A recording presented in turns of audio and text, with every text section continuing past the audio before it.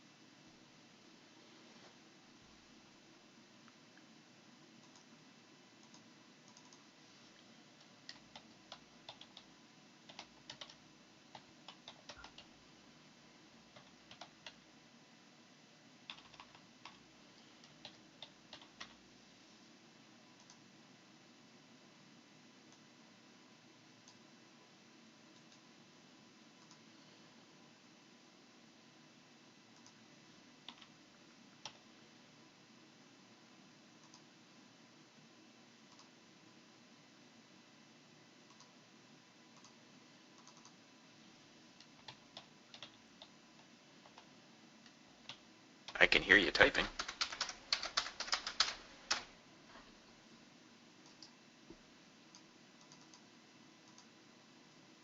All right, just go ahead and do the recap. I'll give him a call.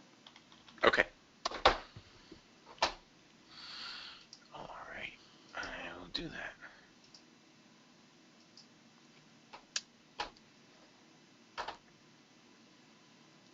Okay. I gotta get the spreadsheet out. This one.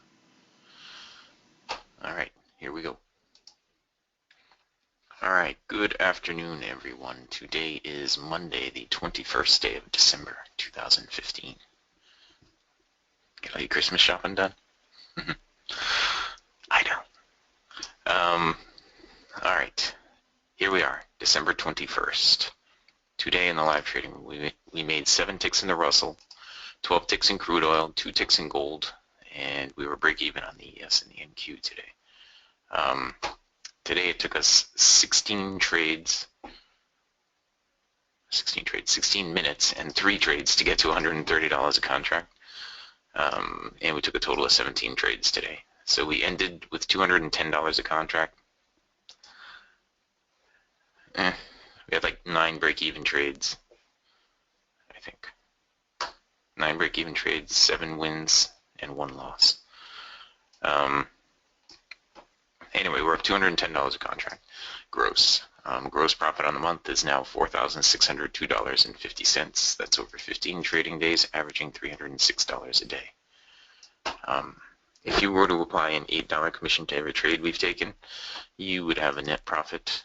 An $8 commission to every trade we've taken, you would have a net profit of $2,058. If you applied a $5 commission to every trade we've taken, you would have a net profit of $3,012. Okay. Let's see, our yearly total. Now we're up to $63,435. That's over 238 trading days, averaging $266 a day, averaging $266 per day. Okay, that's where we stand on the day, on the month, and on the year. Now, here. If you have not taken a free trial with us, then all you need to do is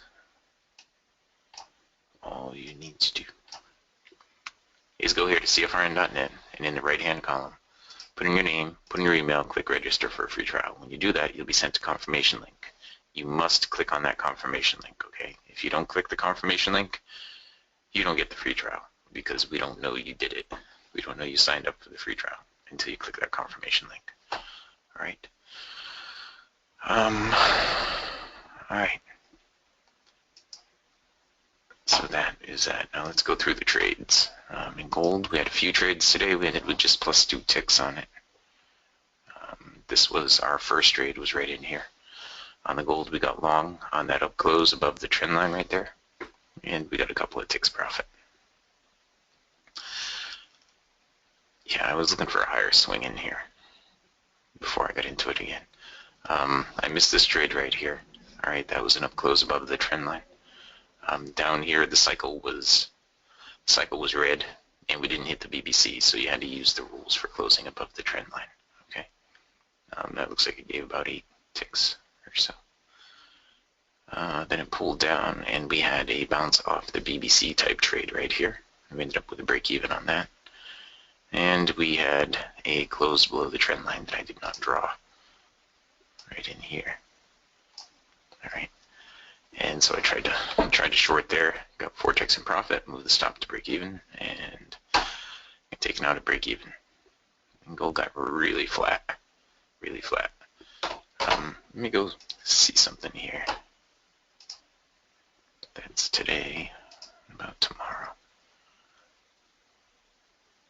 Oh, wait. This is today, the news events for today. These are the news events for tomorrow. I'm just curious. We have final GDP in the pre-market. Existing home sales, that's medium impact. And Richmond Manufacturing Index at 10 o'clock tomorrow. Okay. I was just curious what it was going to look like tomorrow. But we do have a high impact news event at 10, so that's good. What does Wednesday look like for news? Let's go take a look there. Wednesday. Wednesday's got some stuff. Bunch of pre-market stuff and new home sales and revised sentiment and inflation expectations at 10, and it's got crude inventories too. Okay, so we still have some, for the days that we're trading this week, we still have some news to push things around. The Russell today. Let's scroll back here.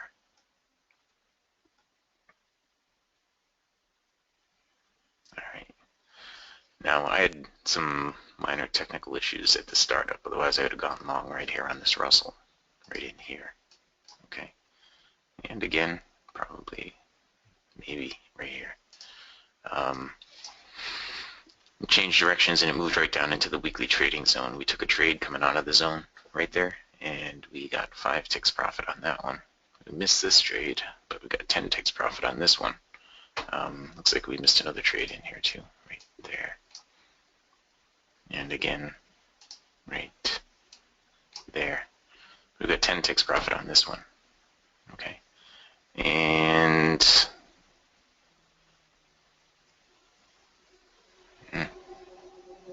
not much happening in there.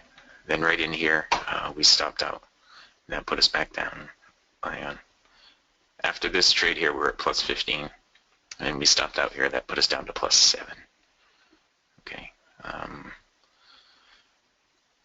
We missed a short trade right there, and that was it for the live trading room. But it was an opportunity right here. Momentum short trade right in there. Okay. And not really much else happening in here today. The cycle just got really flat. So that was it on the Russell. We ended with plus 7 ticks today on the Russell. Plus 7. Okay. On crude oil today, let's see. Yeah, on crude today, we had this trade here to start out with. That one right there. I missed that one. This was the first trade that I took right here. I got 6 ticks profit on that one. And 6 more ticks over here, putting me at plus 12. Okay. And we had a couple of break-even trades, 2 of them. And I missed a trade here. That would have been a nice trade to have. I did get into this one, and I got 8 ticks profit there. And then I got into this one, and I gave it right back. So we were still, after this one, we were up to plus 20. Then after this one, we were back down to plus 12. Right. And there really wasn't much during the break. There really wasn't much at all. It's not really trending here. It's just going sideways in a range. So what you would do, for all of you guys who are partners who know what the partner trades are, what you would do in here in this range. When it gets to the top, look for the counter trend trade going back down to the bottom. When it gets to the bottom, look for the counter trend trade going back up to the top. So there's one here, there's one here, there's one here.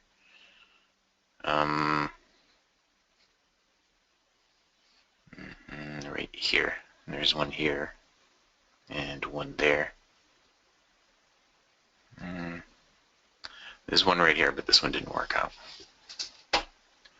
Okay, that's all on crude oil during the break. Okay, on crude we ended with plus 12 ticks. Okay, on the NQ we did trade the NQ today, and some of the trades that we got into ended up going pretty well, but this was after I was taken out of them. Okay. Let's see, we missed this one right here. We missed that nice move down. We got into this one, we got a break even. Got into this one over here with a break even. Missed that trade, got into this one with a break even, and this one with a break even.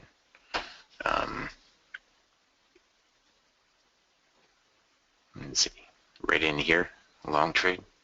This was during the break. There was a long trade in here for that move up. And another one right here that would have been a break even. And that was about it.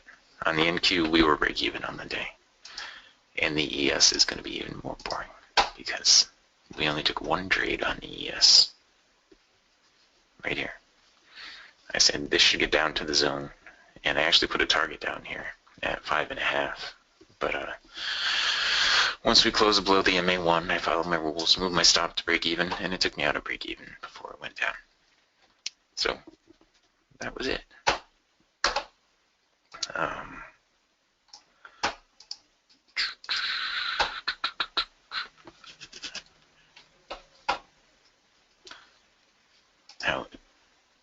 Alright, so let me bring my spreadsheet back up. Right here on the Russell though, guys, I just wanted to point out we have a lower low. So you would draw a trend line like this. Okay, right now we just hit the BBC. So if you follow the rules for the trade, step 1 is the cross of the BBC. Step 2 is price pulls away. Step 3, it pulls back up. It hits the BBC and then it closes in the direction of the cross. Step 4 is the cycle's got to be, for a short trade, it's got to be red and below the green line.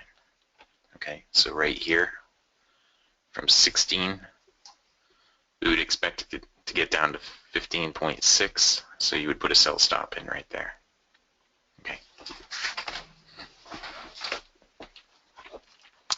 And that is how you would do the Russell trade right there. And there it slipped me a tick, and now you would be in. And what you would anticipate, hang on, from 0.4 stops up there. What you would anticipate is that this green line is going to turn down, get down into the cycle, and when it does, price should be down here, below this. Okay. All right, and that's that.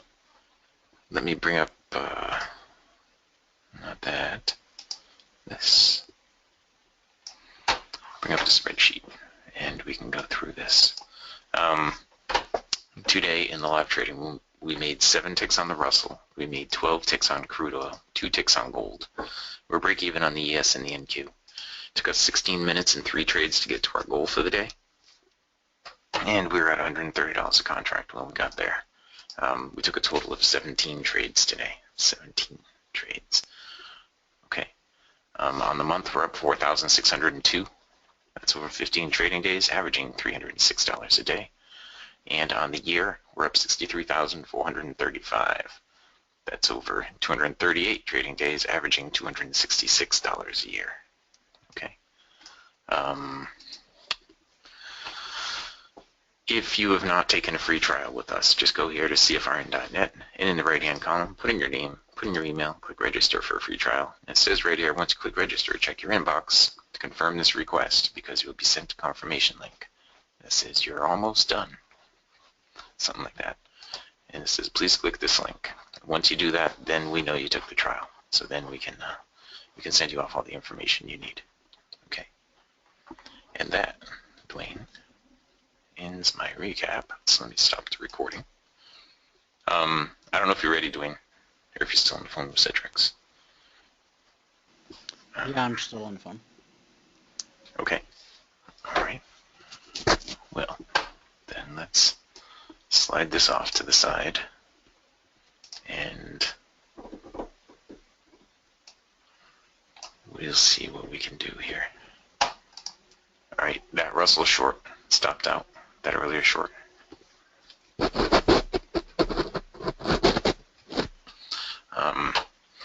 Let's see, on crude oil, that's the trend line right there. And over here on the ES right now, let's just look at it and make sure that it's trending. Okay. We don't have, well, I guess we could draw a trend line down the tops, right? If it were to go down from right here, you would have lower highs and lower lows. So you could take a short trade from here. It's got a high, this bar has a high. Well, yeah, right there, you could short right there at 99.50, 99.75. Or just 2,000 even. Big round number right there, but you could short right there. Again, what we anticipate is that this green line is going to turn down, get down into the cycle, and when it does, it'll be down below the prior swing low. All right, it'll continue the trend. That's what we anticipate. It looks like it's going to work its way back up to the weekly trading zone, but it would have to get up above this level right here first, 2001.50. Okay.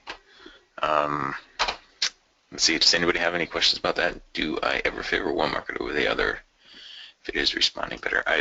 Whatever is moving is what I'm trading. Okay, I'm not picky about what it is. I just want to see volatility. If there's no volatility, then there's no trade setups. Okay. So that's the way that I do it. Now, here on crude oil, a down close of this bar would also be a short trade. Crude is just barely trending, but 35.59 down to 35.55 would be a short there on crude. Okay, right there. Bang. That is a momentum short trade on crude, and the ES trade now is working out. Okay, we need 4 ticks profit or a close below the MA1 on the ES. The MA1 is the red and blue line right here. Okay, so we haven't had 4 ticks profit yet. Pretty close, but the gold is going up, so the indexes should go down here. We're in an odd position here where the ES is giving us a short trade and the Russell's giving us a long trade. Gold is going to be given a long trade here too. An up close of the current bar on gold would be a long trade right there. Bang. Okay, so we need to see the ES continue down, gold continue up, not do anything with the Russell right here. Okay. And I suppose we could go long on the Russell. I think the Russell's going to get up to the weekly trading zone up here at 18. So 16.4 right there is a spot on the Russell. Okay. And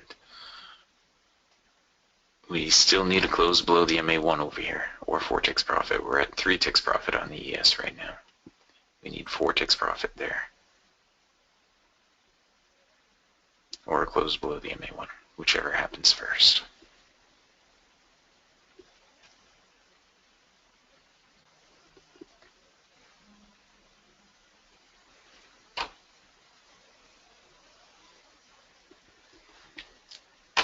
Okay, this is kind of an odd place here where the indexes are going in opposite directions and gold's really undecided as well. I just want to get my risk off the trade on the ES here. That's what I'm looking for.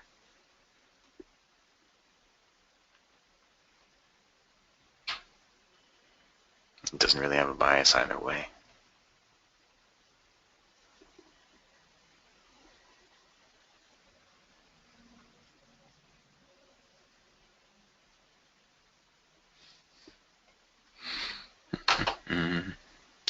Soon it will be Christmas Day. That is true, John. All right, there's the close below the MA1, so stop to break even on that one.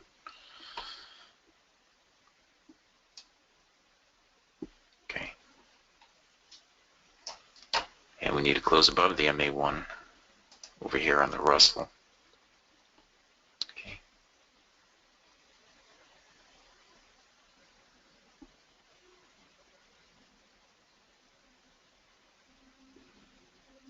And we're flat PES now. Yes, soon it will be Christmas Day. And let's see, Friday. Yeah, Thursday. Fly up, come back on Friday.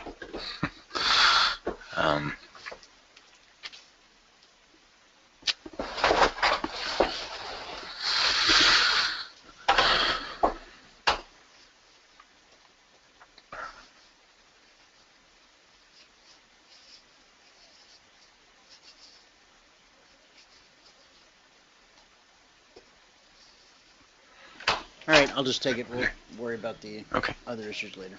I can. Okay, so what are the spot issues? there for something to do. Nothing. Nothing. Well, it's not working. The audio side of the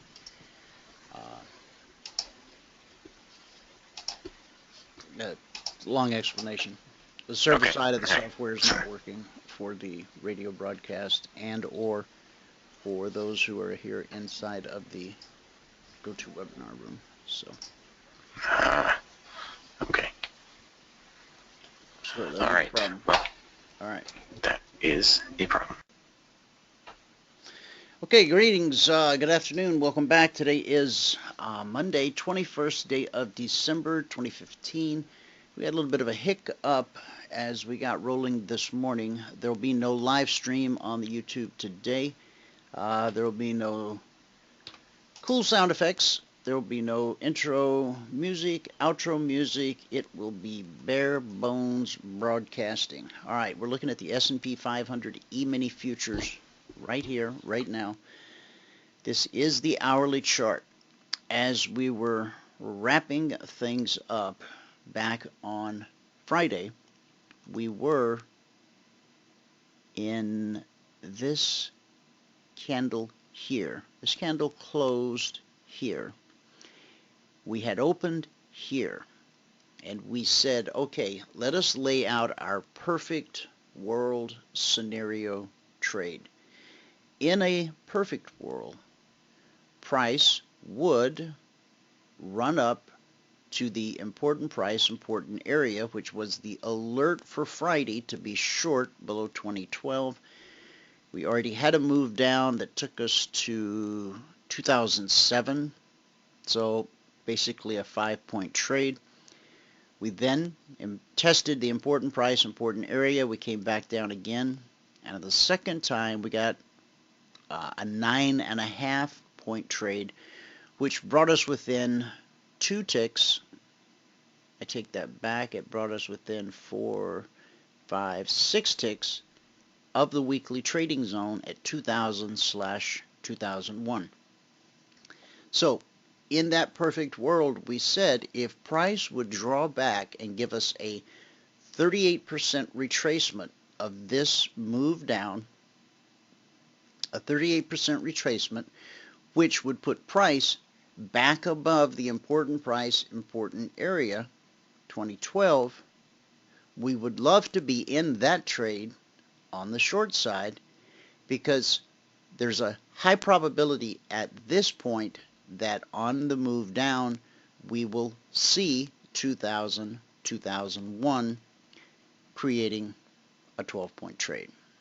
So lo and behold, after we closed out the broadcast on Friday, from the swing high to the swing low, we got swing high, swing low, retracement, 38%, 2012, important price, important area, from the swing high to the swing low, retracement, that little circle that represents our perfect world. And then what did price do? It dropped from 2012 not only to the weekly trading zone at 2000, 2001, which was not the lowest weekly trading zone. The lowest weekly trading zone last week was substantially lower. There were two more zones below that, 53, 54, as well as 15, 16. However, this fulfilled our fantasy, and for those of you that were able to participate in that, congrats. It was a great trade. Okay, now let's take a look at the numbers for today. And see what we got. Now these are cash markets, not futures. We'll start here at home. The Dow's up 32 points. S&P is up 5.5. NASDAQ is up 24. And the Russell 2000 is up less than a point. And the closest thing we have to something substantial would be the NASDAQ. Up 24, that's half of 1%. Turning to our little basket of commodities, which consists of crude oil and gold. Crude is down 43 cents. That's 1.25%. Gold is up $15.40, which is 1.5%. In the Asian markets, the Nikkei is down 70 points. Shanghai is down 63 points. Now that's almost 2%.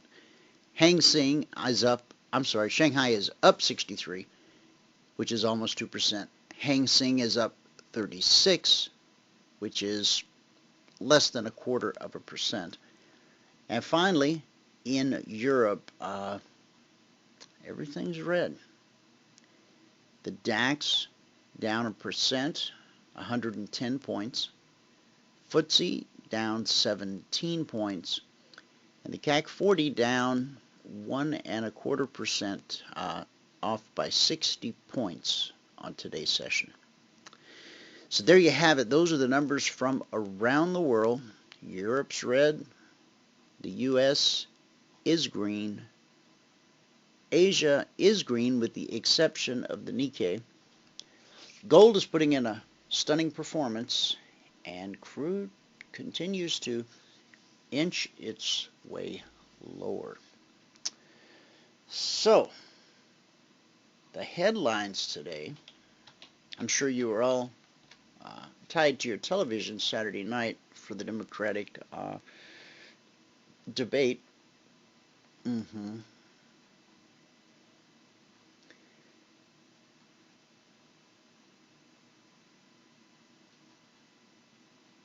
Boy, there's not much out there.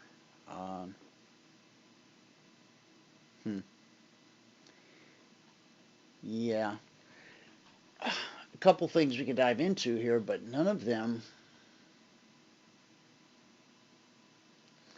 Well, let's keep it lighthearted.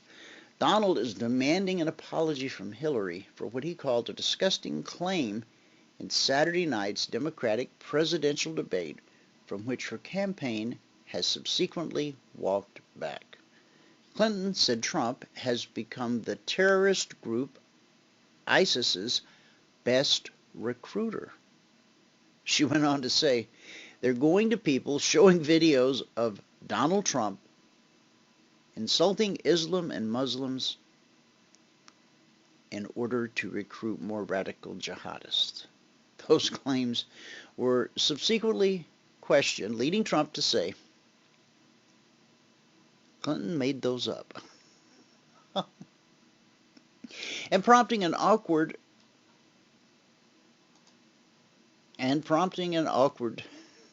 defense from the Clinton campaign, which said the candidate didn't have a specific video in mind. It was just sort of an idea. I will demand an apology from Hillary. She should apologize, Trump said on the Today Show this morning. She lies about emails. She lies about Whitewater. She lies about everything. She will be a disaster as a president of the United States. And, by the way, I built a great company. Trump added in a tweet Monday morning that Clinton's claim was disgusting. The Today Show's Matt Lauer asked Trump whether it was fair to demand an apology in light of some of his own claims. Trump last month asserted that thousands of Muslim Americans in New Jersey cheered in response to the September 11th terrorist attacks, a claim that has been widely disputed by the fact-checkers. The Clinton campaign has since backpedaled slightly on Hillary's comments. When asked what Clinton was referring to Saturday night, campaign spokesman Jesse Ferguson pointed to Business Insider and a comment from Rita Katz, a co-founder of the Site Intelligence Group, who is an expert on ISIS propaganda. Katz has said ISIS follows everything Donald Trump says, and points to Trump's proposed Muslim ban as a proof that Americans hate Muslims. Clinton's campaign also sent Business Insider a tweet from an alleged ISIS sympathizer's account that commented on Trump's refusal to rule out the potential creation of registry for Muslim Americans. Guys, does anybody remember World War II, Japan, internment camps? I mean, this is not this far from our, this nation has a history, okay? I'm not saying we should put people in camps. That's not what I'm saying. I am saying, have you heard lately what's happening in Sweden? Have you heard lately what's happening in Germany? Merkel, after being was she nominated? She got Woman of the Year, but she was also nominated for a Nobel Peace Prize, I think. Well, she's decided that she'll trade in that trophy just if some of these people will stop pouring in. I mean, well, I'll leave that go. Clinton campaign communications director on Sunday said that Clinton didn't have a particular video in mind when she made the comment, but she said Trump was being used by ISIS in social media propaganda. Now, I don't doubt this. I don't doubt that ISIS would use him and his comments to rile up anyone leaning far left. But along with whatever humor they might find in it, they should take the threat seriously. I mean, if he's elected president, he'll have his finger on the button. And I don't think this guy will hesitate to pull it, push it, twist it, spin the dial, punch in the combination, whatever it takes. I really don't. In other words, I don't think he's made a lot of empty threats, as we often, or empty promises, as we often hear on the campaign trail. Things like, well, you can keep your doctor. Not if your doctor quits practicing medicine because he can't get paid. See, I had a doctor who actually quit practicing medicine. He's doing research now because he could get a paycheck. He couldn't get a paycheck anymore as a doctor. I said, but doc, my health care now costs me 10 times what it was when I would catch an occasional head cold or something and come see you. He goes, yeah. And he goes, you're paying 10 times as much, and he goes, I can't get paid. I'm walking away. I said, well, what about all your patients? He says, I'm giving everyone a referral to a guy I know who I trust who's going to stick it out. Now, this was not a young doctor fresh out of medical school. This was a man of a certain age with a family and middle-aged kids. By middle-aged, I don't mean 30 or 40. I mean more like 10, 12. And he moved to Alaska, of all places, from fabulous Phoenix, Arizona, as Michael calls it. He went all the way to Alaska to find a decent job with a decent paycheck so that he could finish raising the family that he started. This whole thing has been just nothing but a nightmare debacle, and when does it get any better? How does it get any better? How does a new administration even begin to fix this mess? I don't know. But you and I have an opportunity to go to the polls and to cast our vote. Now, just because you may have got shut down in the last two elections, maybe you went, got up early in the morning, braved the chill November air, stood in line for hours to cast your vote, only to lose.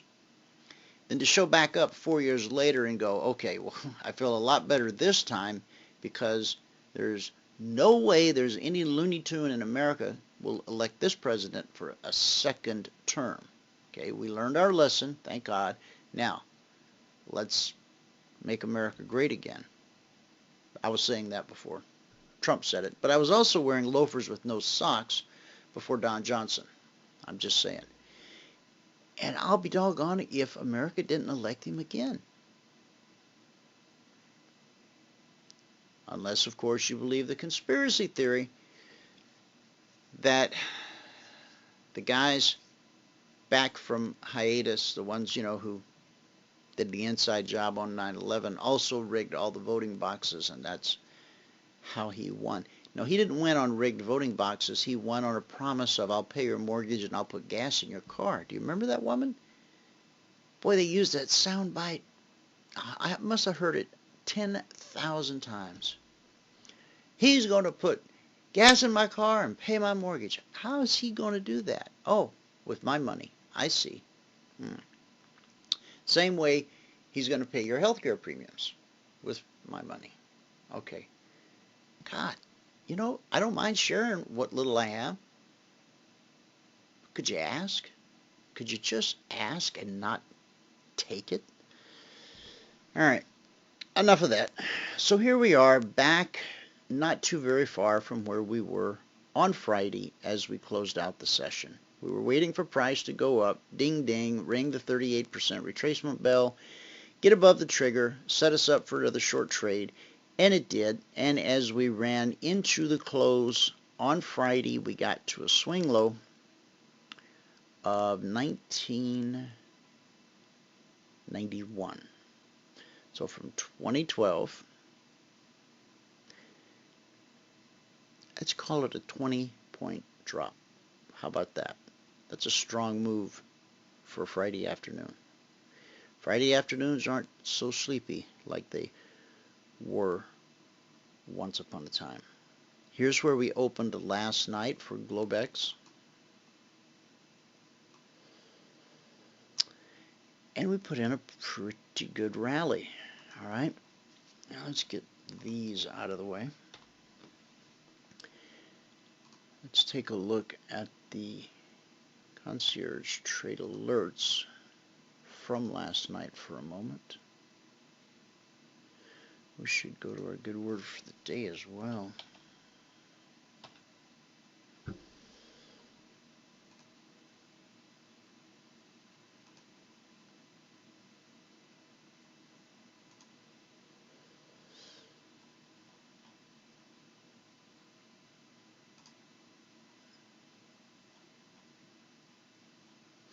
All right, here we go. Good word for the day. Proverbs 25:11. Like apples of gold in settings of silver is a word spoken in right circumstances. Proverbs 25:11. Critics, coaches, and cheerleaders. Critics point out what's wrong and leave you feeling bad about yourself. Coaches show you what you did wrong, teach you how to do it right, and leave you feeling better about yourself. Cheerleaders lift your spirits, offer their help, and assure you that you can succeed if you keep trying. Now ask yourself, in general, Which of these three are you? A critic, a coach, or a cheerleader? If you tend to be one of those hard-driving, goal-oriented people, coaching someone may be a challenge for you. Perhaps you're from the school of thought that believes a paycheck should be encouragement enough, especially if an employee is being generously compensated. If so, beware. You're stuck in the Stone Age and in dire need of a mindset change. If you want people to be productive, learn how to build them up. Now, you might say, but it's not my natural inclination to want to coach poor performers. I just want them out of here. Well, hold on. You're dealing with a human being, a person who is loved, valued, created in the image of God. And with a little encouragement, some hand-holding, and lots of communication, you may end up with a level of productivity and, hear this word, loyalty that your cocky superstar racehorse isn't capable of. The last time I built a great company, before I built this great company, I had 50 employees. Some were racehorses and some were plow horses. Some had these incredible egos, and others just came to work and did their job. Some were cocky and arrogant. Some were pleasant and humble. Now, one racehorse could earn me 10 times what a plow horse would earn me.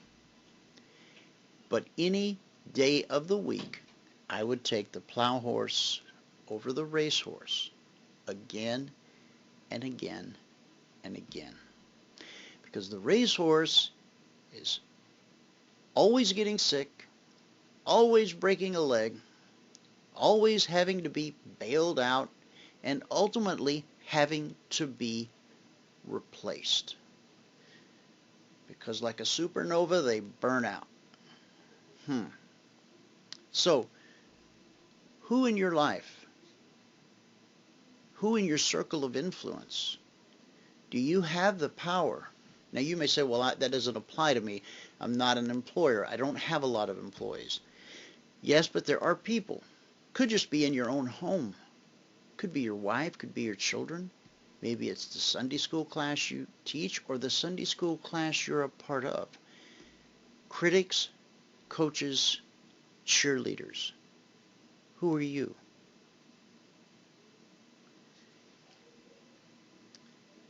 If you have a bad apple in the bunch, you do need to get rid of them.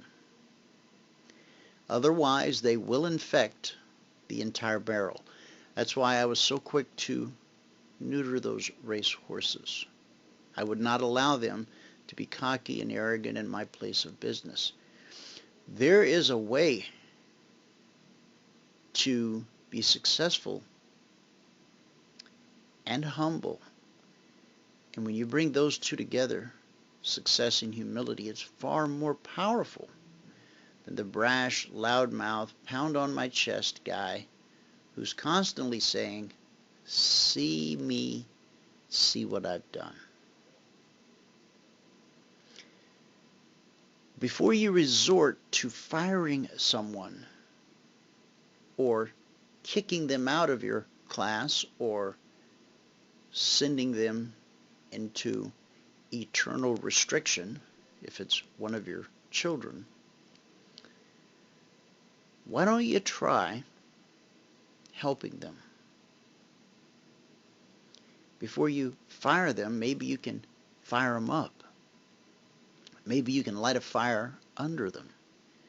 Some of the people you work with just need to be presented with a clear vision. Now, this could go, this could stretch out to, your family members as well. Does your family have a clear vision as a family, or do you have a home, or worse, a house, filled with people of varying ages who all have their own hopes, goals, dreams, and aspirations? Now, there's nothing wrong with each person having their own unique hopes, dreams, and goals. But as a family unit, as a Sunday school class, or as a company of 50, 500, or 5,000 employees, there should be the sharing of a common goal, a common vision. So where you have influence, do you perpetrate that type of an environment? Do you encourage that? Or instead of firing them up, do you snuff out the fire? You see, if we show people that they can be part of the greater vision, if we can enlighten them about the incentives and rewards that come from being part of a team and not just a lone wolf, that in and of itself is fulfilling a vision that God has called you to as a believer. So I encourage you today, take a look around. Identify who is in your circle of influence. Who are you an influencer over? You might say, nobody looks up to me. I get no respect. Don't pull a Rodney Dangerfield. If you're listening to this radio show today, I suspect that you're at a place in your life where you have some level of influence over others. So the next time you open your mouth, ask yourself this question first. Am I being a critic, a coach, or a cheerleader? Like apples of gold and settings of silver is a word spoken in right circumstance. Proverbs 25:11, and that's our good word for the day. All right, let's move real quick. Take a look at some of these Concierge Trade Alerts. What we don't get to, don't worry. We will take hold of them. In fact, it's almost time to go to Vegas right now. So we'll look at the S&P real quick, and then we'll go to Vegas. And then as soon as we finish in Vegas, or as we're in Vegas, we'll walk our way through the different markets. That's what we'll do. That works out real well. Let's scroll down and let me pull up this. Okay, on the S&P 500, the idea last night was to consider being long above 2010. Now our goal is 2 points a day. If you're trading by the 2420 blueprint, you're using an 8-tick hard stop. So we always know where we get in, where we're going, and when it's time to get out. Okay? So there's the alert 2010.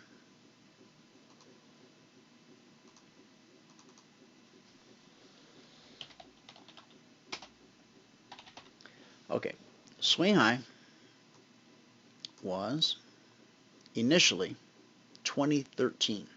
Okay, first push up took us to 2012. Yeah. Now it closed here, opened here, continued higher, and took us to a high of 12.5. Important prices, important areas, almost always tested. This time we make it to 1375, so that's 3 3/4 points. Remember, the daily goal is 2 points. Then we get back below. There's another trigger. This time we see 2014.5.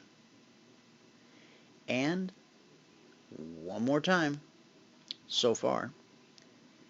And we're looking at 2013.5. So we've got 2. We've got 3 3/4. We've got 4 1/2. And we've got 3 1/2. Now, on any one of those moves, again, your goal is 2 points. If you're trading the 2420 blueprint, $100 per contract per day.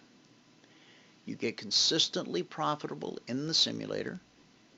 Once you've done that, once you've given us 10 days back to back, that's when you go live with one contract, and then the profits from the one contract are used to underwrite the second contract, so that your trading business, as it moves forward, is self-perpetuating, self-financing. You're underwriting your growth, not with your 401k or by hitting up Aunt Ida for some more money, but you're actually growing your business from within. Yes, that may take a little longer, but there's a higher probability that you're actually going to get there. Think about that. We'll go to Vegas, and we'll talk more about that when we finish talking to David. David, you need to just come right on in. Our soundboard is down, and so just say good morning and welcome to the show. Hey, good morning, Dwayne. A real pleasure to be here. Thanks for having me on. Good to have you. How was your weekend? Good. Today is the first day of winter, December 21st. So, is that also the winter solstice? Is that what they call that? Yes, that is correct. Okay. So does that mean anything to us in the markets? Do you look at that as any kind of a thing? I do. I have to say that there, from two perspectives, quarter by quarter, each 4 quarters of the year are sort of separate little vignettes that you could look at the market and say that if you're looking for personality shifts to take place, it often will occur quarter to quarter. So that's one way of looking at it. That's by the ordinary financial year, of breaking the year into 4 quarters. But we also have the simultaneous seasonal changes that happen, the solstices and so on. We're at the winter now.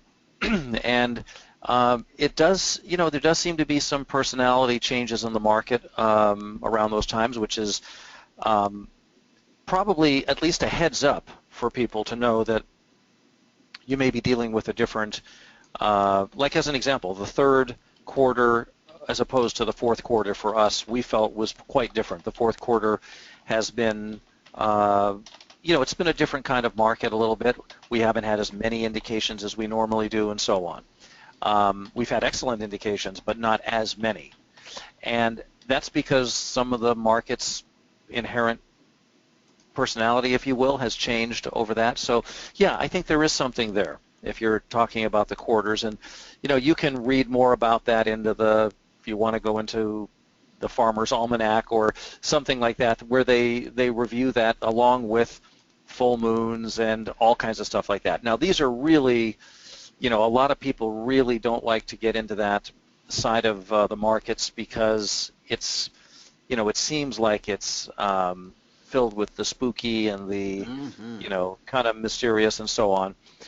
If there's something there that you can read into that or some help it gives you, fair enough. I would never push financial astrology or anything like that onto somebody as a means for them to, do this unless they had, not that I'm a financial astrologer, by the way. I mean, I certainly have studied the subject for a number of years. It's a very, very complicated set of conditions that you have to set up. And in some of the cases that we have for our own forecasting, there are complex situations, but I feel they're less complicated than the complexity of financial astrology. So, when you get to a certain level of complexity, it gets more and more difficult to make a very clear statement about what is likely to happen. With more complexity, you end up saying things like, well, this is what we think is going to happen, but we have this mitigating factor. And even though we have that mitigating factor, we also have this that could mitigate that factor. and before you know it, you're worse off than the guy who's just gambling in Las Vegas. You know, you've got less clarity than the guy that's sitting at a card table in Las Vegas here or pulling the handle. They're all very interesting. Yeah, they're all very interesting ways to define the market. But ultimately, the stuff that we've talked about, all of us have talked about on the radio program many times, which is that the market is something to understand. It's something to internalize and to read. And we do it, I've said this since the first day I was on the radio program, every skill we require in the markets, we're already doing in some other area of our life in some way. Like as an example, all of us know how to read people. We read people when we meet them. We get a sense of where they're coming from, who they are, whether they're full of it, whether they're not, all of that. Through time and experience, we've learned to read people. We've learned to read children. You know, we've learned to read life itself. And that is what happens in the markets. You learn to read the markets. So you're already doing that in some other area. You're reading people and events in another area of your life. You just have to learn to do that in the markets. And I could make that analogy. You know, all analogies finally will break down at some point. But generally, as an analogy, it's pretty good to say that you're likely doing already, having and displaying all the skills that you might need in the markets. You're doing all of that somewhere else in your life, just in a different way. And so we just want to, the reason that's a very encouraging thought is that it's not alien. It's not something far away. It's not a really distant thing because you're already doing it in other ways in your life. You just haven't figured out how to do it yet, perhaps with the markets. But it certainly can be done, and I have made a big point of telling everyone that everything that we do, anyone could do. There's no guru here at PageTrader. I continuously on our webinars remind people that they can do anything that they're seeing us do. It's a matter of skill and practice and knowledge. And with those three things, you can do any kind of, you know, great thing. So, so there you are. Yeah, I agree. Yeah. So yeah, we've had, you know, I get a little bit of a sensing today that the market's not acting badly, but I get a little bit of a sensing there's a little hint of the holiday in here. I see a little steaming cup of cocoa in the market when I look at the screen. You know, it's not quite, you know, fully going, but it is going. It's not been bad today. It's still pretty good. And, you know, if we firm up here, we do have a forecast for where we will be tomorrow, which is Tuesday. And for us, tomorrow, Tuesday, is probably the most important day of this week. So we'll see how. And I don't know, Dwayne, and maybe you do know, the Friday, I haven't checked. Is it a full day or is it a partial day on Wall Street after Friday is Christmas Day. Oh, Friday is Christmas Day. Sorry. Yeah, got it. So Thursday is the day that I'm questioning. This Thursday, Christmas Eve, as best I understand, is going to be a half day for the New York Stock Exchange. Okay. But I believe that New Year's Day is going to be a full day. Okay. We're going to take off Thursday and Friday of each week. Yeah, so as are we. So, well, there you are. All right, let's take a look at the S&P 500. What you got going there? Well, we have an interesting day.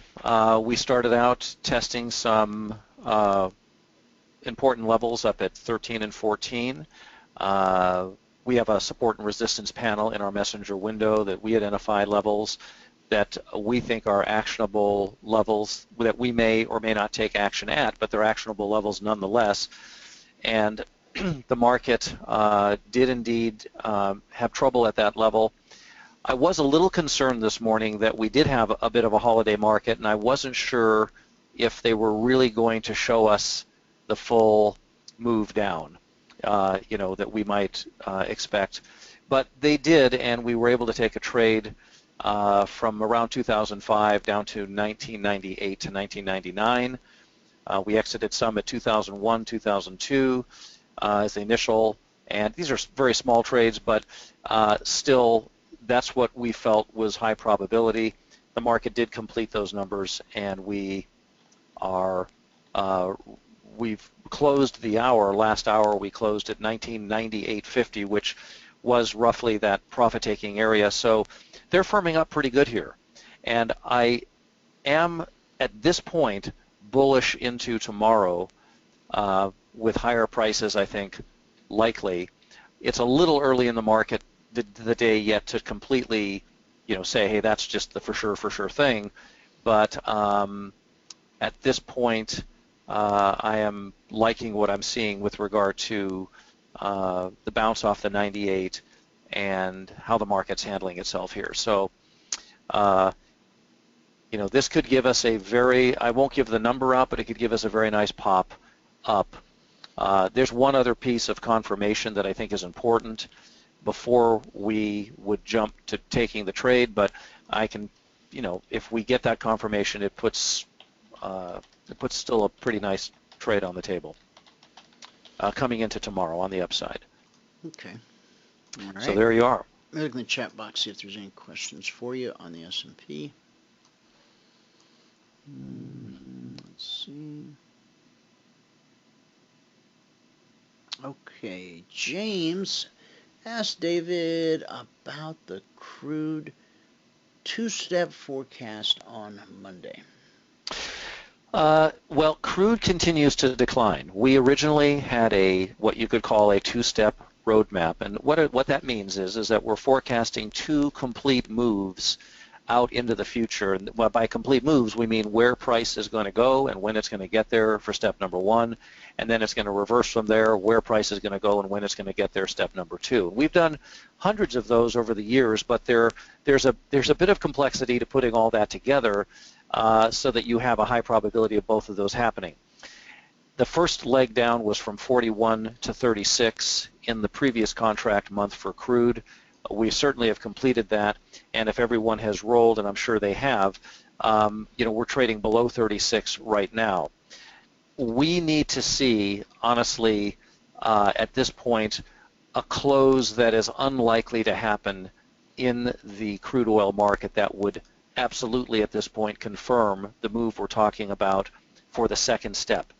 Now, even if December closes poorly with regard to this upper forecast, that doesn't fully negate the forecast. The market could get up into January and firm up because the forecast takes us into February of 2016.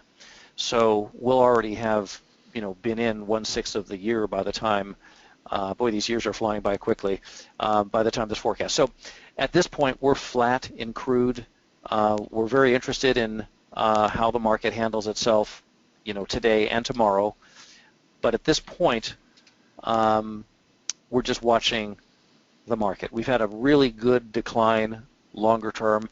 And for new people, I want to remind people that all of this is part and parcel to one of our largest forecasts we ever made, which was back in 2014, looking for, or was it late 2013? I can't remember. I think it was, if I go back, it was June of 2014, where we were looking for the market. Originally, we felt the market would be going substantially higher, but then by the time July rolled around with prices at about $98, we were forecasting a biblical decline in crude oil.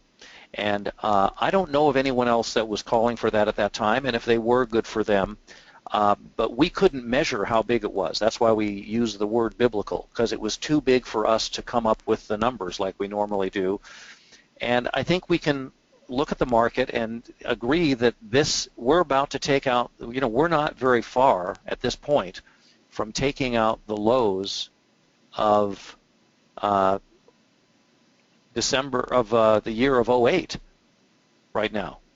And it took from 08, all the way over to the year 2014 for this decline to start. And it hasn't even been 2 years and we're already back down practically at the year of '08. This is why short positions are often much easier to hold than longs, because the market gets the business done much quicker. But we had identified a wave that was going to hit the crude oil market, and it was a huge wave. We couldn't measure it, and we're starting to see the size of it here.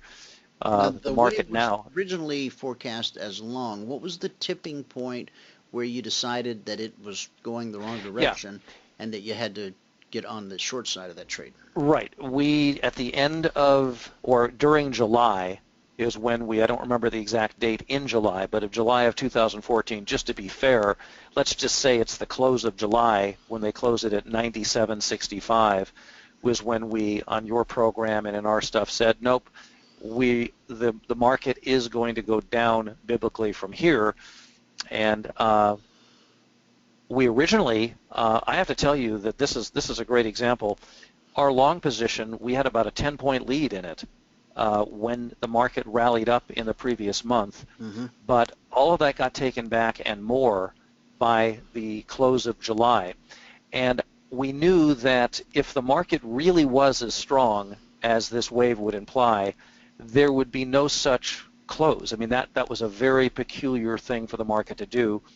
And then with something you could call polarity work, to double check our work, it appeared that it really was going to be down. And I was fundamentally swayed by ISIS. At that point, ISIS was really coming out, and it looked like ISIS was going to just take over all the oil fields, which they did ultimately. And that it seemed a really easy call, and this is not my specialty, but it seemed like, wow, oil's probably going to go really, really up from here. Yeah, but in the end, everyone was screaming, that oil was going to go higher. Yeah, because and I think ISIS, that was the icing, no pun intended, on the cake. It was the news. I mean, it was just a fundamentally accepted thing that crude prices based on global events should go higher from here. Well, yeah, here's a terrorist group that's going to take all the oil fields in Iraq, and they're going to sell all of it to all of us. They're going to take it as their own, and they're going to sell it to us. So, but it just goes to show how tricky the combination of news and technicals can be. Either way, but so the answer to your question is it was just the ending of July. Let's just use the end of July with the market at 97, and we came out and said it's going to be a biblical down move. This is not the way the market would normally act. They had broken some important squares that would never have been broken with the kind of force that was under the market that we felt. So it was a little tricky, but we were able to, we had many people that profited from it. One of our guys who's a CTA, he's a commodity trading advisor, as of like a month ago, still had short positions that he was holding from rolling positions, and he went out in time. But the majority of people, no one's going to hold a position unless you're highly skilled for any portion of that. It's really hard to stay month in, month out, month in, month out for that kind of a decline. But it's really fun that it can be identified in advance, and that we can work our skill level up to getting better and better use of these moves. So for the time being, we are flat in crude right now, but if you take a look at it, we're near the 2008 lows right now, and that's a pretty remarkable decline from where we were. We're from 97 down to 33 is a 64 handle move, in the crude oil market. And the fellow that comes on the show, Ed Corey. Or Ed Corey, thank you, who's really been in the business of oil and so on. I'd be curious to see what his take on oil is at this point, because he does understand the fundamentals. He does know the technicals in his own way. He's doing his technical analysis with Elliott and so on. I'd be curious to see. I don't know if he still comes on your program every Wednesday or something. Every other Thursday. Burwell comes on one Thursday, and then Ed follows up the following Thursday. Yeah, I'd be curious to see what he thinks at this point, just from his whole total perspective, the fundamentals and the next two Thursdays. So it will be 2 weeks from this coming Thursday that we'll be back to our normal Thursday schedule, and it will be Ed's Thursday on that day. Okay. Well, we'll check in with him. I'm always curious to see what he knows, and or what people that have both the technical and the fundamentals, because he's been in the business of the oil business itself, so he has a good grasp of that and so on. Just as a little aside, I've been told by Jerry Fagnant, who works with us, and he's told me on a number of occasions that Saudi Arabia doesn't want, they want to flood the market now with low-priced crude oil because they don't want us to, they want to make it cheaper to buy from them than it is for us to produce it, or to make that a temptation or something like that. So, it's a chess game between all these oil companies that want to sell their oil, and you think, well, Saudi Arabia is rich, they don't have to worry about money, but no, that's not the case. And if you take a look at a lot of rich people, they do worry about their money. A lot of us might think that when you have a lot of money that you just lay back and say, well, I'm there, I have a lot of money. But the people who don't worry about their money are the people who win lotteries and it's all gone in 3 years. That's what happens when you don't, and it's huge amounts that are gone, not small amounts, like 100 million is gone in 3 years. They win the lottery. Story after story after story of these, what they call the curse on the lottery winners. And it isn't a curse. What it is it's ordinary thinking being thrust into, ordinary, day by day kind of ordinary living being thrust into having a responsibility for these large amounts of money. And unless you take care of it, it tends to go away, and especially if you don't take care of it at all, it definitely goes away. And we have just endless proof that that's the case, with huge incomes from these basketball players, these big stars that just don't take it seriously, and they just believe it's going to be coming in forever at the rate it's coming in and so on. And before you know it, they get themselves into trouble, and somehow they also end up making, even in decisions that would be viewed potentially as a smart decision, like maybe buying this huge mansion somewhere. Well, here's a newsflash. Mansions don't sell well. When you get in trouble and you need to sell your mansion, there's a whole bunch of mansions on the market that are $18 million, $20 million, $40 million mansions. There's a very limited number of people that are looking for that custom-built mansion and want to spend that kind of money. So they make bad decisions even when it looks like they're making good decisions. So just a little heads up, people that have money, and I know people, a few people in my life who are very, very well off through years and years, they're constantly thinking and managing their situation. It's nothing like Thurston Howell III sitting on the island, smoking a cigar. In reality, they're managing their life. Sure, they're going to enjoy their life like anyone else does, but it's a responsibility to have assets and to manage them correctly.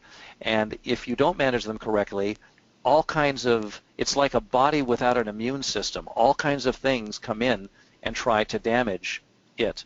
So just keep that in mind, that you have to have some wits about you to manage assets in your life. And it's biblical. To those who are given some, or whatever the phrase is, they'll be given more if they manage it correctly. The farmer leaves the 3 sons with the coins, and the one son did this with it, the other son did that with it, and then the third one, what'd you do? Well, I just buried it underground here just to make sure that we would have it, and whatever. So that kind of thing. He was a businessman. He was a servant. Yeah. And they were challenged, but you did good. Yeah, it's been a while since you almost read nailed that story. parable. Good job. Yeah, so that's what it is, though. I mean, there's an example even those times where they're making aside from the higher level truth in the story, that you have to manage this stuff. They were it's a multi-level thing. Obviously, they weren't just talking about money, but they're really talking more about what you're given in this life. They were physically talking about money. Yes, but at that point in history, interestingly enough, money was called talent. So yeah. But I think it's a deeper story than just money. It is. It has to do with stewardship.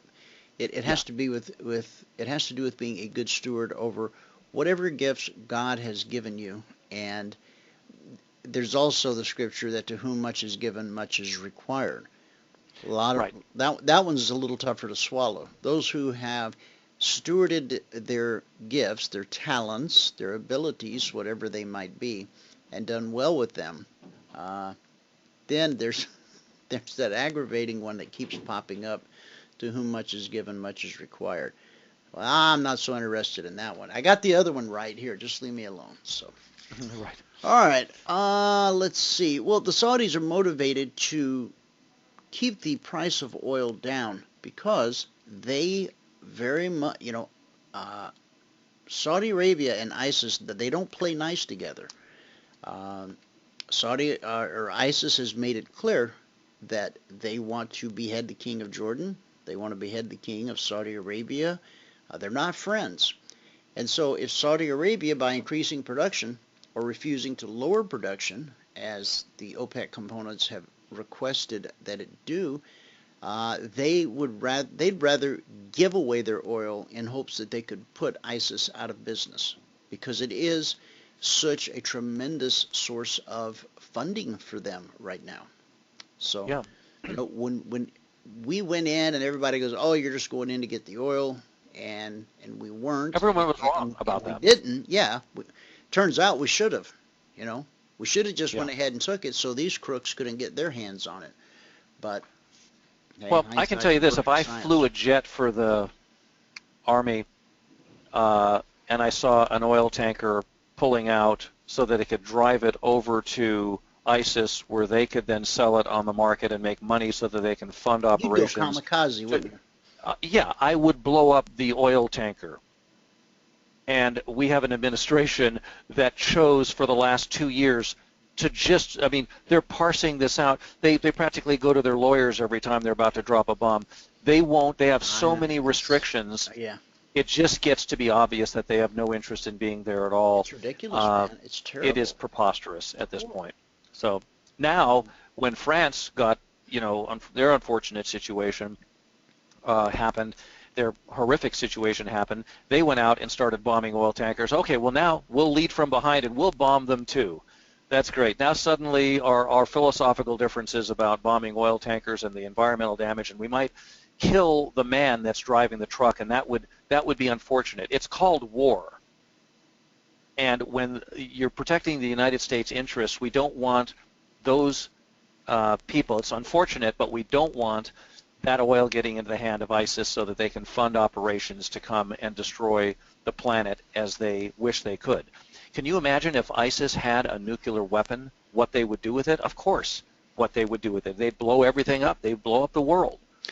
So we have to stop them before any of that happens. This president under right now, I'm sorry, but I just want to say, this president is only able to view it as, well, there's no chance they're going to, he keeps making the picture larger and larger. Well, there's no chance they're going to, take out a city like San Bernardino. Well, they only took out a few people there, so they didn't take the whole city out. There's no chance they're going to take America out. He's going to have to keep raising the stakes for there's no chance, because at some point, if this doesn't end, they will get their hands on more sophisticated things, and then we really do have a serious problem, and it's too late.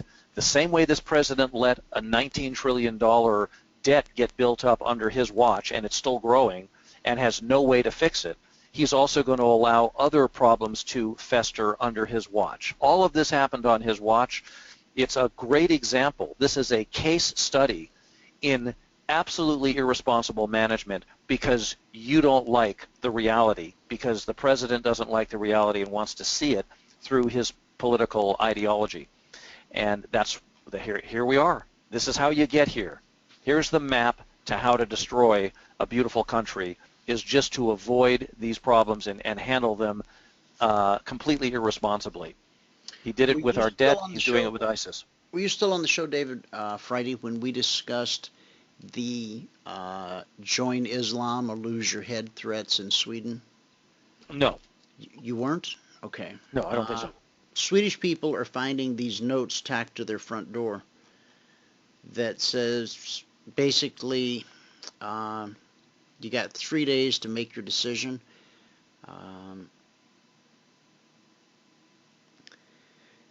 According to a news report published, the Swedish government is in a state of panic after dozens of its citizens received threatening letters signed by ISIS and offering them three choices: either conversion to Islam, payment of the jizya, or decapitation. The letters warned their recipients that they had 3 days to decide. Written in the Swedish language, the letters appeared yesterday on dozens of homes in different cities at the same time. Police are reportedly taking the threat very seriously. Among other regions, letters appeared in many different places. And it said the police can't help you. Now, we talked about, you try to be nice. You want to have this open door policy. Angela Merkel has already seized the writing on the wall. She's put her foot down. She got Woman of the Year, and I think she was in second place for the Nobel Peace Prize because of the open door policy she had towards the refugees. And now, okay, Sweden is full. It's just full to the brim. They can't hold. They sent the last batch that came in. They sent them up to the Arctic Circle, to some little hotel, and there was a big article over the weekend about that. What a mess! What a nightmare! I don't have the answer, but letting them in masse with no vetting, no nothing into your country, you can't do it. Yes, you want to be kind to the person in trouble, but you're called first to be a good steward over your own home and your own family. Your first call is to God, second to your spouse, third to your children, and then fourth comes everything else. And I'm sorry, but the refugees fall under everything else. And so we have to make proper decisions that are going to protect our own homes and our own families. When that's secure, and Trump put it pretty well for Trump when he said, we got to put this thing on hold. He didn't say we can never let another Muslim into the country. He said we got to put this thing on hold until we can sort it out, until we can figure out what's going on here. Now, I don't know how you're ever going to figure that out, because the two that came in and got away with what they got away with, if you think those are the only two that have ever slipped in with ill intent and malcontent in their heart to do harm to America and Americans, you're living in a false reality, okay? And I'm not suggesting that you live in fear, but states like Arizona, where it's legal to carry a firearm, unlike Chicago, where they basically banned, the only people allowed to have guns in Chicago are the criminals. Mm-hmm. Normal, ordinary people who want to protect their homes and their families, it's virtually impossible to get a gun. Here in Arizona, we have open carry law. I can go down to the gun store today, buy a gun, strap it on, and I can wear it all day long. People may look at me funny, but probably nobody's going to mess with me or my family if my family is with me. And if I'm in I'm at a Christmas party for developmentally disabled people, well, guess what? If somebody comes in with a long gun,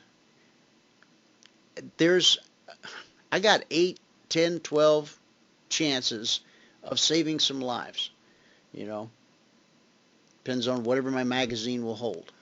Now, got to get your magazine now before they trim them down to the one bullet David's always talking about. Right. And pretty soon you can only throw the bullet. You can't actually fire it. You just got to throw it at them. So they'll allow you to have a gun. You have to throw the gun at them. Yeah. Allow you to be. It's like on the airlines where if something unfortunate happens and decompression happens in the airline, you love your children, but you don't give them oxygen first. You give yourself oxygen first. You have to be in the right state in order to properly give them help. Otherwise, they can't get help because you're gone. It's like that with America. We have to do what's right for America so we can then do what's right for others. When we find out that the vetting process that these people are coming to the country under, they don't even go on the Internet. I mean, it's that ridiculous. There actually is a policy to not go on the Internet. you know that the country has already filled, that there's lots and lots of problem people that are already here, probably associated with the terrorism and so on. So it's, it can't come too soon, but we still have, 11 months left before we have somebody new in office. So we'll see how that plays out. By the way, I just wanted to mention to the President of the United States that ISIS and ISIL, the first I, stands for Islamic. Just saying. I'm sorry, what was it, say again? That ISIS, the phrase ISIS and ISIL, both the I's, the first I, they stand for Islamic. Yeah. Yeah. The thing that he's unwilling to even address it, it's such the silliness of this, he's unwilling to address and call it Islamic, but he's calling it the acronym for it. That's what it means. It's Islamic. The first I. John commented that in Colorado he saw someone the other day open carry, with a gun strapped on. And so I don't know if Colorado has an open carry law or not. It's possible he was law enforcement or something, but Colorado may have a similar law. And in Arizona, in order to go from open carry to concealed weapon, the very store right down the street from me where you buy a gun, they also teach a class. I don't know how many hours the class is, but once you pay for the class and go through the class, in fact, I have a nephew who was a bicycle information guide in Portland, Oregon. He took down one of the top 10 most wanted men in America. That's a whole long story. And anyway, he went on to do real well.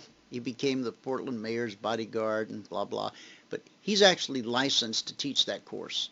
So we can go to the gun store down the street, or we can go to my nephew, and he can put us through the course, and then he can certify us to carry concealed weapons. And I'm telling you that an armed society is a polite society. Okay? You're not so quick to pop off and act stupid if you think somebody in that room may be carrying. And the person who's carrying tends to have respect for the fact that other people may be carrying as well. And so doesn't mean you don't still have arguments and get into beefs with people and possibly even fisticuffs, but the chance of someone drawing a weapon is greatly diminished when more than one person in the room has a weapon. So, I'll leave it at that. I'd be interested to know, John, why don't you, if you're in Colorado there, check your law and see. Let's see, John says, I think the best way is to get a concealed carry permit, and then a person doesn't get so much unneeded attention. Yeah, I agree. There's no reason to stick out like a sore thumb. Plus, you feel more like a secret agent, like Get Smart. And so I agree with you on that. So we're gonna take the class because my wife, she doesn't want to strap on a gun, but she wants to be able to carry it in her purse. It's a small lady's handgun for self-protection. And she wants to be able, what's the point of having it if it's at home locked up in the safe? When some guy tries to attack you in a parking lot or do something crazy in Target. So we're going to go to the class. So that's if we can find some dead gum bullets. It's hard to find bullets. You got to get on the internet. You got to hunt them down. Yeah. And they're not cheap. Price is going up. Smith & Wesson's trading at an all-time high. Before you have to go, David, question on bonds. Sure. You got anything there? Sure.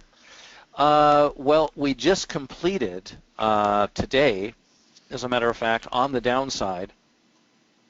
On Friday, we had indicated that this is a very small thing. The bond market might have been trading at 156.18. We didn't trade it, but we felt that bonds would retest 155.30 into early this week, and today's low was 155.30. With that, we rallied up pretty decently. We went up to 156.28, and we're now back down here. 29. I'm sorry? I think we hit 29. Oh, yeah, on the upside today, 156.29. We had an alert to go long at 129, which becomes 129, which actually becomes 129 and, what is it, 156.29 for us. One tick higher becomes 156.30. So in other words, we came within a tick of getting triggered into the trade, and now it's turned to run in the opposite direction, which plays into a bigger picture free trade that we had sent out last night. What's your downside? What do you got for downside? Well, they already completed it at 155.30. Okay. I'm just saying that they ran up from there, and now we're coming back down. It is interesting. I just want to comment that in terms of answering the question about what we think is going to happen with bonds, if we firm up at some important level here without too much damage on the downside, then we do have an interesting set of conditions coming into, well, this week is really only 3 days, so into next week, where we could have a pretty good move on the upside. But we have to wait for that confirmation, and confirmation is a really big part of all this. Without confirmation, you take on the additional risk, but you can make more money. And so most people make the decision, well, making more money, that sounds like a better idea. But they don't know that if you're wrong about that, and you'll tend to be more wrong without confirmation, you actually lose more money. So confirmation is kind of a really big linchpin cornerstone for our work, and is part to do to the consistency is that we wait for confirmation on these moves. So go ahead. You were going to finish your point as well. No, we haven't traded on the downside. I just wanted to see what you had for yourself on your downside.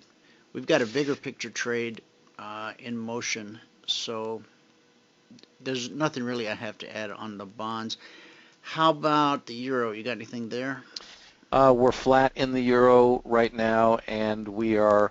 I was going to bring bonds up real quick one more time just to take a quick glance at them. There may be one other indication that we have, and I may, but maybe not. So give me a minute and I'll click over there. But it's just interesting, a lot of times the market will kind of get done everything they would normally do in 5 days, and it'll get it all done in 3. And maybe that's what we have going on here in all of the markets. So we're looking around. We're trying to see if there's something really good going on here. One other market that is interesting to me is soybeans. Right now, soybeans had a wonderful advance. They ran to a number we felt was important. They didn't quite get there. It was 97. They got to 96 and change. But I am interested in soybeans for the possibility of a decline, and this would be something that we would wait probably until tomorrow to take. So we're keeping an eye on soybeans as well, and maybe others can take a look at that and see if that ties in with their own work. I have numbers and stuff, but we just gave it out today, so we're gonna. But I can hint to you anyway tomorrow if we do end up getting into it, what we're looking for and so on. Okay. Dwayne, I think that's everything we've got. I'll come to your gun party. Let's see. Gary says, carrying a weapon's great. How do you feel about killing someone? Are you ready to live with that situation? Well, if it has to do with defending my own life or the life of others, then yes. Yeah, listen, by the time you get through that, you're going to be pretty spun around. If you have to kill even a person that's being bad to you, if you have to kill him, it's going to be a shock. I'm sure yeah. I would suffer some afterwards and have to deal with grief and emotions, but I would always, I think, be consoled by the fact that other lives were spared. Even if it were only my own life I was defending at that point in time, if he's willing to shoot me, then he's more than likely probably willing to shoot others. So I have done this world a great service if I take him out. Now, if I become the bad guy and shoot somebody, well, then that's a whole different story.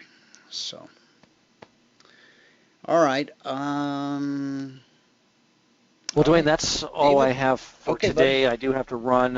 Thanks for having me on. Thanks for the questions, and we'll see you here tomorrow. We'll put it together in the morning. All Thanks again. Okay. Bye-bye. All right, guys.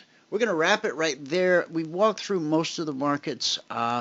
I got to get this soundboard fixed because I got to get the radio back up and online. We'll be back tomorrow with a full broadcast from start to finish. Thanks so much for tuning in. Whoever you are, wherever you are, may God continue to richly bless you with His mercy and with His grace. And there will be no exciting outro music because I got none. We'll get it fixed before tomorrow. All right. So this thing's going to shut down.